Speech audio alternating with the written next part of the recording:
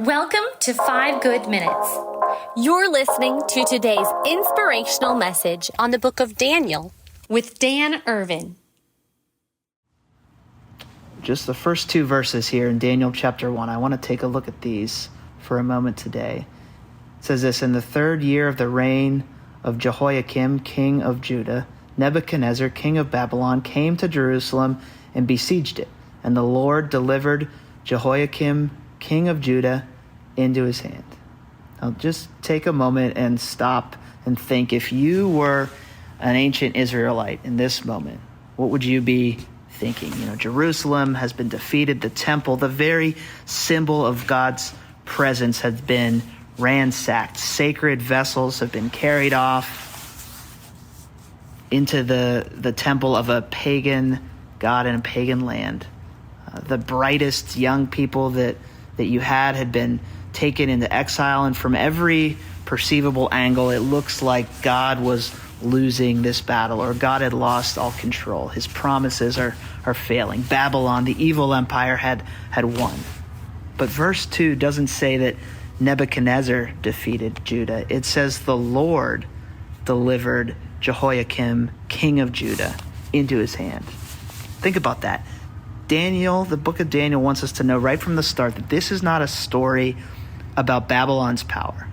This is a story about God's sovereignty, the way that God is in control, even when it seems like things are falling apart. We all face moments in our lives. Maybe some of us are in the middle of one right now where everything looks like it's coming in around us. Families falling apart, a diagnosis that came back worse than expected. Maybe just the way that culture is shifting in ways that makes you feel uneasy or discouraged about what's going on. And I think an easy question that can creep into our mind is, where is God in all of this? What is happening? Does he care?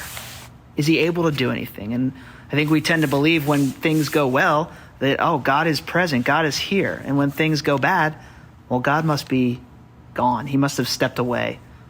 But Daniel, the book of Daniel, turns that logic upside down. Because this book says that even in defeat, God is in control. And I think it's a little hard to believe this in some ways. And here's what makes this, a life-changing book, is that if God was sovereign in Babylon, if he was able to work through the destruction, the exile, through enemy kings, then perhaps God can be sovereign in the middle of our destruction and exile, our pain, our confusion, our loss. Perhaps they're not outside of God's hand. God's control doesn't mean that you'll always understand what he's doing, but it does mean that nothing is random, nothing is chance, nothing is chaos to him, even when it looks like defeat. Perhaps it's a way that God is shaping people, refining faith, and advancing his purposes. The whole Bible really tells us this story. Think of another example. You think of the story of Joseph in Egypt. If you know that story, betrayed by his brothers, Joseph was thrown in prison, forgotten about.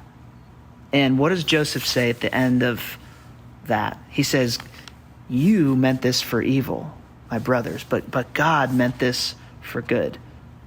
And the ultimate example that this is all pointing to is the example that we see with Jesus, because at the cross, Jesus' disciples experienced a Babylonian moment. From every earthly perspective, Jesus had been defeated, their king, arrested, mocked, crucified. Everything seemed gone, broken. Evil seemed to have won out. But what looked like one of the greatest losses in history was actually God's greatest moment. Peter talks about this in the book of Acts, chapter 2. He says, "This man was handed over to you by God's deliberate plan and foreknowledge." You see, God was in control, even at the cross.